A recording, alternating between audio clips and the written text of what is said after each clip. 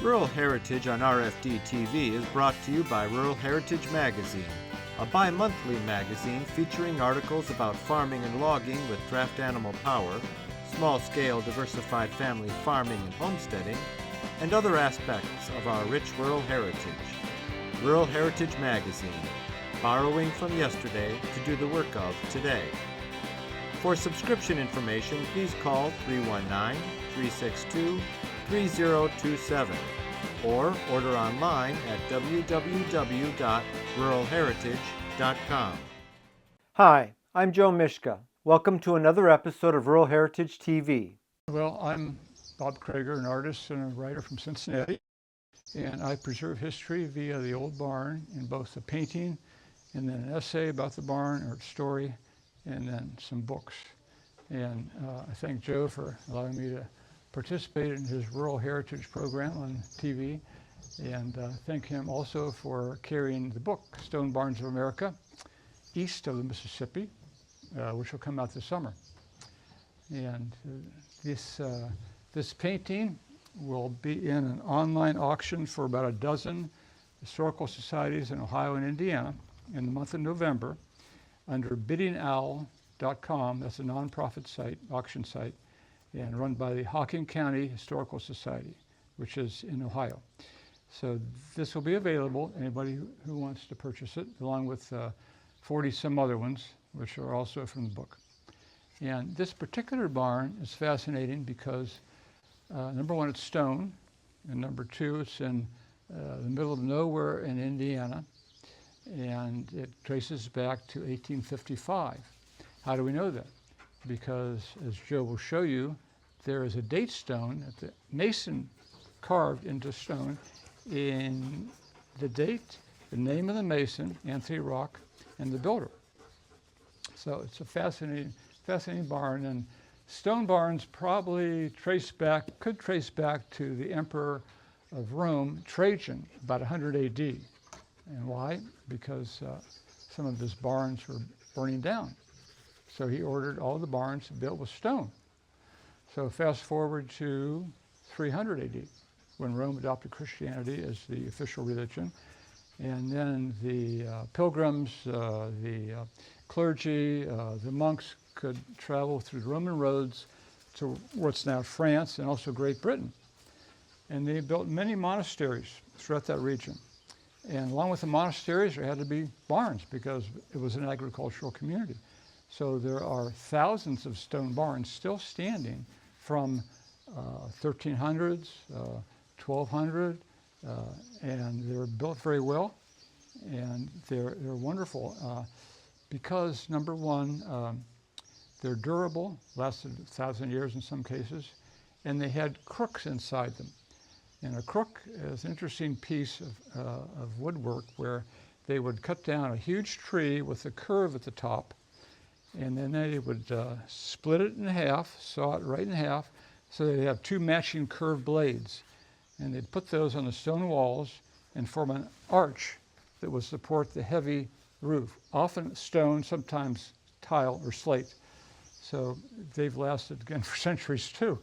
Wow. Glastonbury Abbey, which Joe will show you, that traces back to the mid-1300s, still has the crooks in them. They were built by these carpenters many, many years ago. But they never made it to America. In fact, in the early era, New England, for example, we see mostly wooden structures.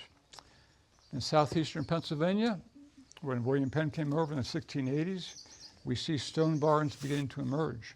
And these stone barns are just phenomenal. There are thousands of them. In fact, southeastern Pennsylvania, just outside of Philadelphia, western New Jersey, northern Maryland is a motherlode of stone barns in America, no question about it. You could spend a lifetime researching all of them, and some people have. Well, they had some cases stone buttresses, but for the most part, the average farmer was poor. They were subsistence farmers, and most of the barns were wooden. In fact, even today, way less than 1%, not only of round barns, but also of stone barns, are very rare. So when the people moved west in the 1800s when the western frontier opened up into the fertile plains of Ohio and Indiana and Illinois.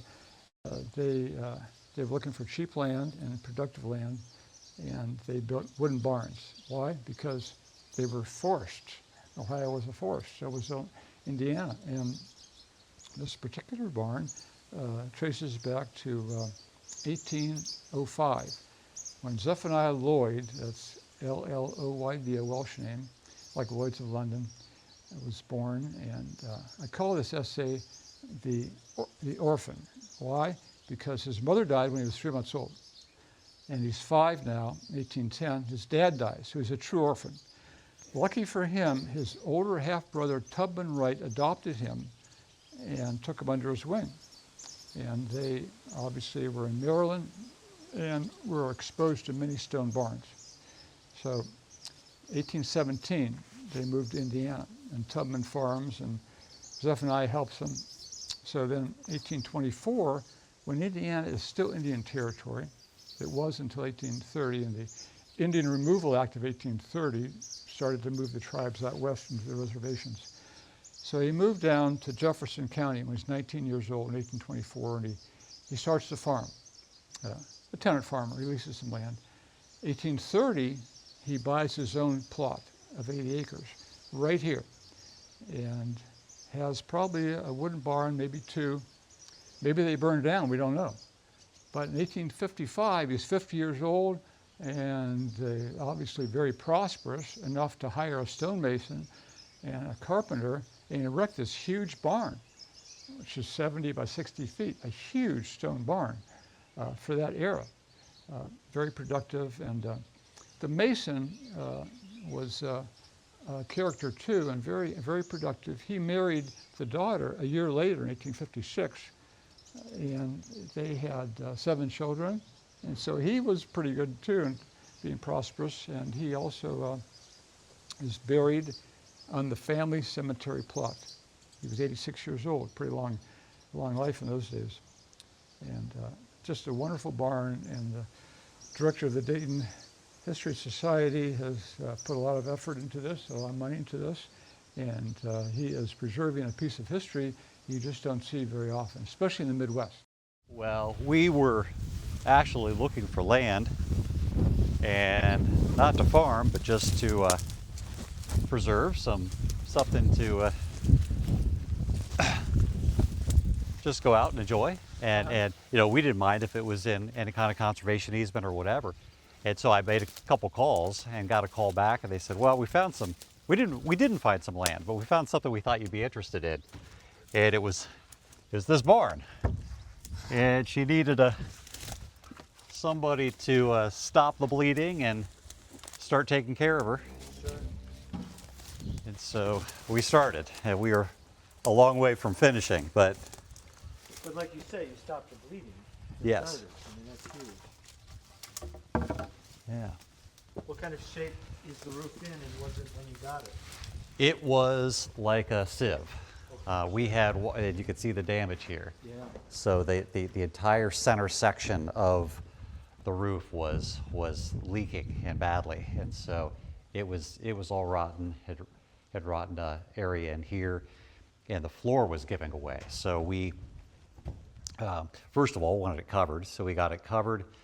The stone was starting to crack, so we had a mason come in here. They spent the summer re-tuck pointing the stone, and then another crew, a woodworking crew from kind of north central Indiana, came down, and they spent most of a summer down here reinforcing down below, that we can take a look at the joists, and actually putting some new Henry? posts in. So It's terrific.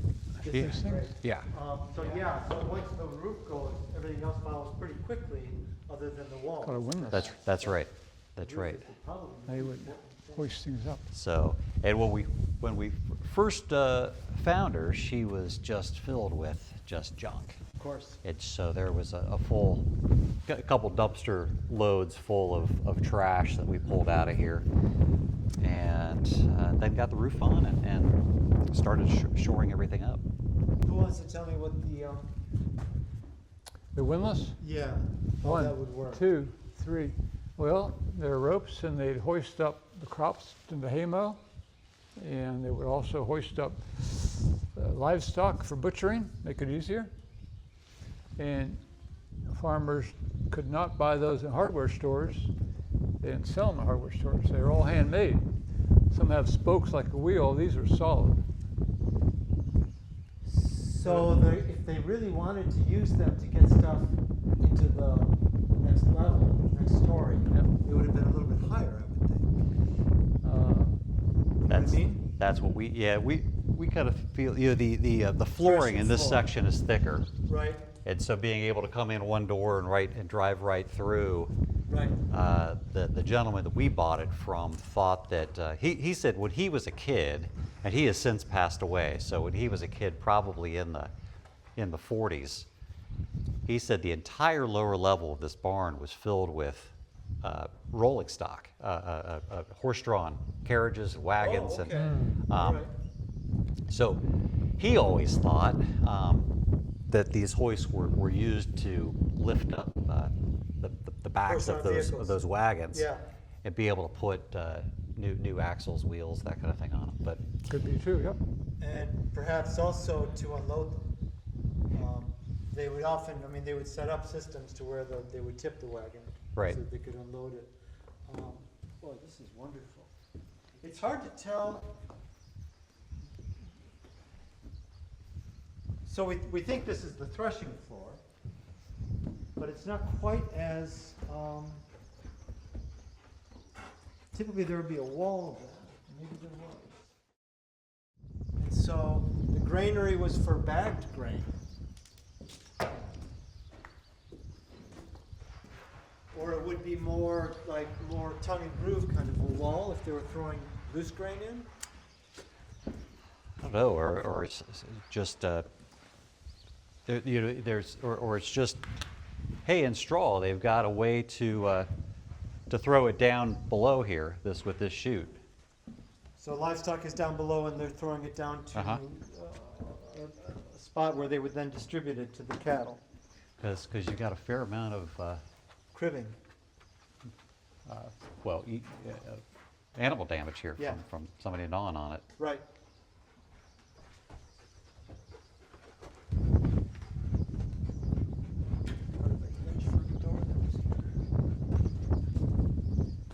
This is really.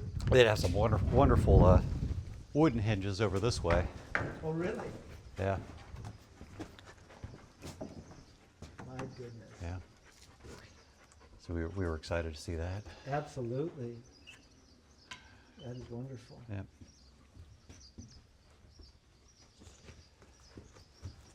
Those are all sawmill cut too. They're all different sizes. They're not dimensional lumber. Right, Right. right. Yeah. So it's the whole thing's according to the stone on the side on the gable. It's mid 19th century combination of sawn and hewn beams. But look at these monsters. Right. There's no lightning joint in there. There's no Right. scarf or anything. That's a single. See, they rest Single beam. directly on the 18-inch thick stone walls Right. that support the roof. Was that originally slate up there, Brady? We don't know. It was standing seam when we got Did you here. find any slate pieces hanging No, around? nothing. Oh, it could have been wooden, but a lot of times they put slate on into the 18th century. I'll tell you, Century. Bob, the rafters are so far apart, I really doubt that was slate. So I'm thinking a standing seam or shake. Yeah. Probably just wood. Almost all the ones pre-Civil War wooden shake. What kind of wood do you think they used for the beams? I don't know what these are. Beech, chestnut. That's what I was wondering, if it might have been American chestnut. Yeah. I would guess that's white oak. the big ones. You don't see any insect damage at all. White oak was almost insect proof.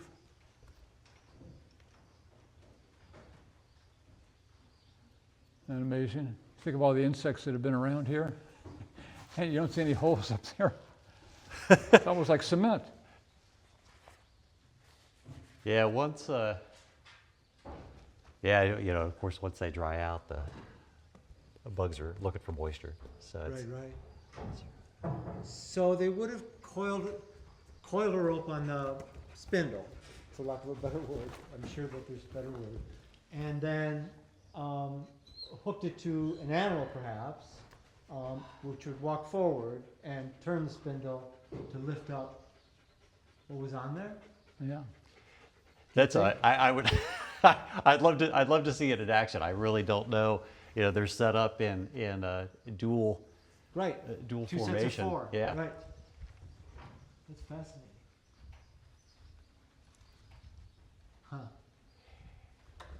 Yeah, we've got this wonderful orchard ladder Yeah, here. right?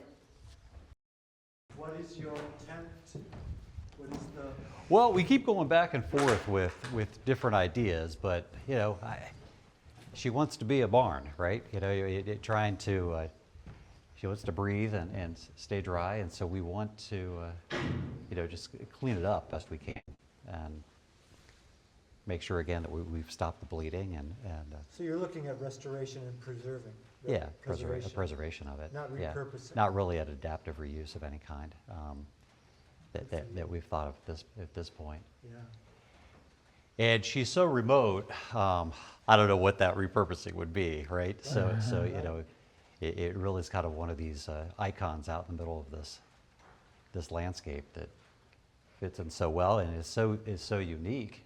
There's a stone house that we believe is across the creek that probably was built by the same guy, Same mason. same materials. Anthony Rock, yeah.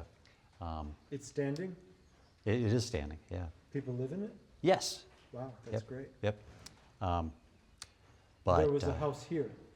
so there is, and it's still there. see. You know, it's brick. Okay. And was hit by arsonists Yeah. probably 20 years ago now, maybe 30. And so that the remnants of that are there. That's a much larger project. That's a full rebuild of that. But this, just a little bit down the hill, is you know, in better shape. I mean, Yeah. the bones are good. Well, this was added on, but not very recently. No, and in fact, if you look at the framing down below, I don't know that it was much of an afterthought. I think very soon, if not while they were building this they decided to do it. You've got these massive headers right here. Yeah. In this open, and this header matches the 3 openings down below, which means I don't think it was Right. Takes a lot of forethought. something they came back 30 years later and said, oh, it'll be a good idea. You know, I wish we would have. Yeah. So That's it's the original roof there too. All those boards are Sure. different size, just put through a sawmill Yeah. right here in the property probably. right, yeah. So yes, this might have been Civil War area.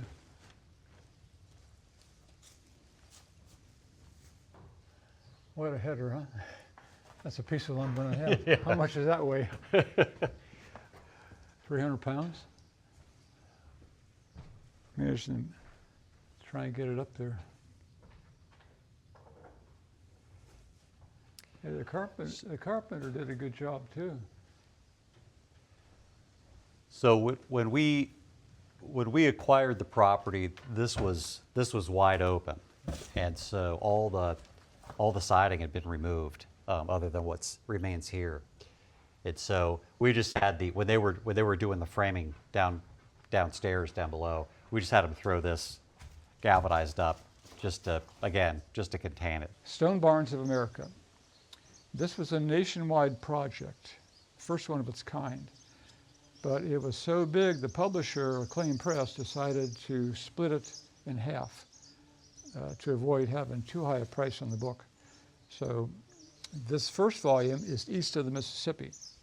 Wonderful stories tracing from the Revolutionary War to slavery and night riders in the South to slave owners in Rhode Island before the 1800s, believe it or not. All kinds of wonderful stories associated with the barns, and tremendous architecture, especially in the Gilded Age, which was about 1875 to the 1920s, when you had millionaires like the Vanderbilts and the Rockefellers building these monstrous barns, and they could afford to do it.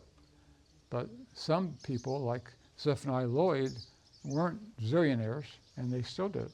So this book should come out in the summer of 2025, I hope.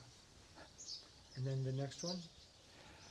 The next volume is on the west side, and I've finished most of that. That'll be a few years later. And the stories there are different because they're older. It took a while for the West to get settled, but some tremendous stories. If you've seen Lonesome Dove, yeah, that's a true story. And yes, he built a stone barn that's still there. In fact, Texas wanted it, but when the people in Colorado decided it was pretty valuable, they kept it. And wonderful stories of Wisconsin, Minnesota, the Dakotas. Missouri had a little niche of German Masons in a town called Herman. Wonderful story. Daniel Boone's barn, stone barn, has been restored very nicely. So some great stories. There are a lot of natural limestone outcroppings along the river, Missouri River, and in Iowa. And there are some stone quarries there with tremendous stories, tremendous history behind it. So, yeah, I'm pretty excited about that book too, but it'll be a while. Okay, great. This program is available for purchase. To order your copy, please call 319-362-3027 or visit www.ruralheritage.com. Rural Heritage is a bi-monthly magazine dedicated to draft animal farming and logging, as well as other aspects of our rich rural heritage. It is published by Mishka Press, which also offers a complete line of back-to-the-land books, DVDs, and calendars. Call or write for a catalog or subscription information, or visit our website at www.ruralheritage.com.